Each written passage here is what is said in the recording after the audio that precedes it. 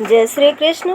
आप सभी का हमारे YouTube चैनल पर हार्दिक स्वागत है। आज की इस वीडियो में आप सभी लोग सुनेंगे श्री राधा अष्टमी व्रत की सही तारीख, उसकी पूजन विधि, उसका पौराणिक महत्व और उससे जुड़ी पौराणिक कथा। भगवान श्री कृष्ण के जन्म के 15 दिन बाद देवी राधा जी का भी जन्म दिवस मनाया जाता है, जिसे राधा अष्टमी के नाम से जाना जाता है। राधा रानी का जन्मदिन भाद्रपद माह के शुक्ल पक्ष की अष्टमी तिथि को मनाया जाता है। इस दिन देवी राधा जी के भक्त व्रत रखते हैं और घर में और मंदिरों में भी श्री कृष्ण और राधा जी की पूजा अर्चना करते हैं। अब आइए जानते हैं इसकी सही तारीख। तो हिंदू पंचांग के अनुसार इस साल भाद्रपद माह के शुक्ल पक्ष की अष्टमी तिथि 10 सितंबर मंगलवार को रात 11:11 से शुरू हो रही है। इस तिथि का समापन 11 सितंबर बुधवार को रात 11:46 पर होगा। उदय तिथि के अनुसार श्री राधा अष्टमी का पावन पर्व 11 सितंबर को मनाया जाएगा।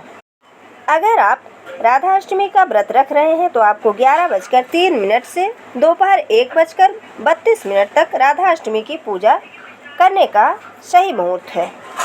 माना जाता है कि राधा जी की पूजा में श्री राधा अष्टमी व्रत कथा का पाठ अवश्य करना चाहिए।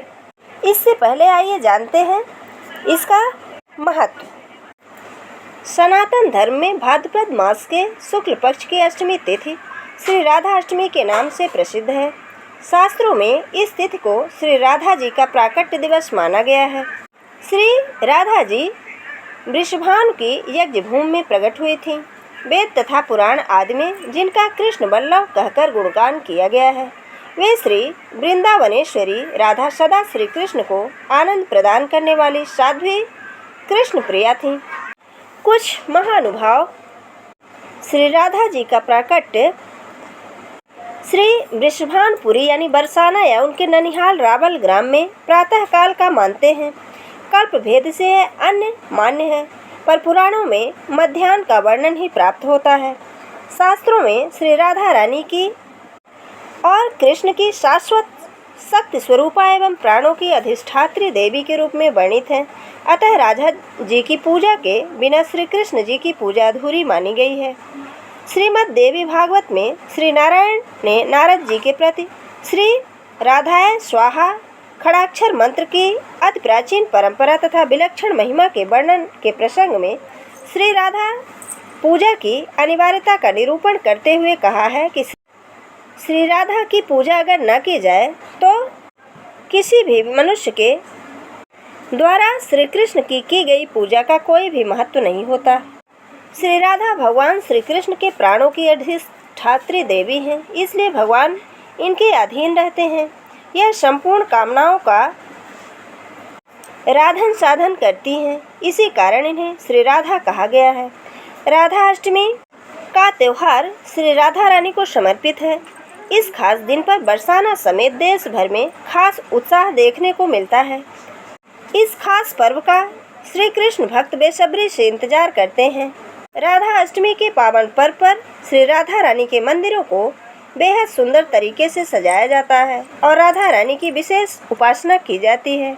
मान्यता है कि इस दिन सच्चे मन से राधा रानी की पूजा करने से वैवाहिक जीवन में खुशियों का आगमन होता है और पति पत्नी के रिश्ते भी मजबूत होते हैं। इसके अलावा व्यक्ति को धन, ऐश्वर्य, आयु एवं सौभाग्य का आशीर्वाद प्राप्त होता है। अब आइए जानते हैं राधा रानी के जन्म दिवस पर मनाई जाने वाली श्री राधा अष्टमी व्रत की पूजन विधि। तो अन्य व्रतों की भांति इस दिन भी प्रातःकाल उठकर स्नानादि क्रियाओं से निवृत्त होकर श्री राधा जी का विधिवत पूजन करना चाहिए। इस पूजन हेतु मध्याह्न का समय उपयुक्त माना गया है। इस दिन पूजन स्थल में ध्वजा, पुष्पमाला, वस्त्र, पताका, तोरण व विभिन्न प्रकार के मिष्ठानों एवं फलों से श्री राधा जी की स्तुति करनी चाहिए। पूजन स्थल में 5 रंगों से मंडप सजाएं। इसके भीतर 16 दल के आकार का कमल यंत्र बनाएं। उस कमल के मध्य में दिव्य आसन पर श्री राधा कृष्ण की युगल मूर्ति स्थापित करें। उस मूर्ति को पश्चिमाभिमुख करके रखें। बंधु बांधवों सहित अपनी सामर्थ्य अनुसार पूजा की सामग्री लेकर भक्तिभाव से भगवान की स्तुति गाएं। दिन में हरिचर्चा के समय तथा रात्रि को नाम संकीर्तन करें। एक समय फलाहार करें, मंदिर में दीपदान करें। इसके बाद श्री राधा रानी की आरती करें। श्री राधा रानी की वंदना का विशेष मंत्र इस प्रकार से है। माता मेरी श्री राधिका, पिता मेरे घनश्याम, इन दोनों के चरणों में प्रणमो बारंबार। राधा मेरी स्वामिनी, मैं राधे को दास, जन्म जन्म मुहि दीजिए श्री वृंदावन को वास। श्री राधे वृषभानुजा, भक्तिन प्राणधार, वृंदा विपिन बिहारिणी, प्रणमो बारंबार। सब द्वारन को छाण के आयो तेरे द्वार, श्री वृषभानु की लाडली मेरी और निहार। राधा राधा रटत ही भव बाधा मिट जाए, कोट जन्म की आपदा राधा नाम लिए सो जाए। राधे तू बड़ भागिनी, कौन तपस्या कीन, तीन लोक तारन तरन सो तेरे अधीन। अब आइए सुनते हैं इसकी पौराणिक कथा। पौराणिक कथा के अनुसार एक बार राधा रानी स्वर्गलोक से बाहर चली गईं।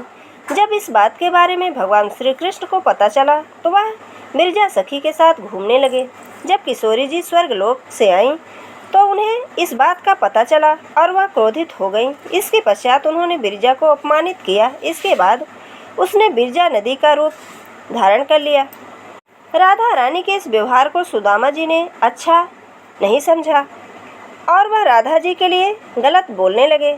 सुदामा जी की बातों को सुनकर किशोरी जी क्रोधित हो गईं और उन्होंने कान्हा जी के मित्र को दानव योनि में जन्म लेने का श्राप दे दिया। सुदामा ने राधा जी को इंसान योनि में जन्म लेने का श्राप दिया। इसके पश्चात सुदामा के श्राप की वजह से राधा रानी को भगवान श्री कृष्ण का वियोग सहना पड़ा। कुछ पौराणिक कथाओं के अनुसार द्वापर युग के दौरान जगत के पालनहार भगवान विष्णु ने कान्हा जी के रूप में अवतार लिया तो उनकी पत्नी धन की देवी माँ लक्ष्मी राधा रानी के रूप में पृथ्वी पर अवतार ली। ये थी राधा अष्टमी पर सुनी जाने वाली पौराणिक कथा। अगर हमारा ये वीडियो आपको अच्छा लगे तो लाइक ज़रूर करें और मित्रों के बीच में शेयर करना बिल्कुल ना भूलें। जय श्री कृष्ण। धन्यवाद।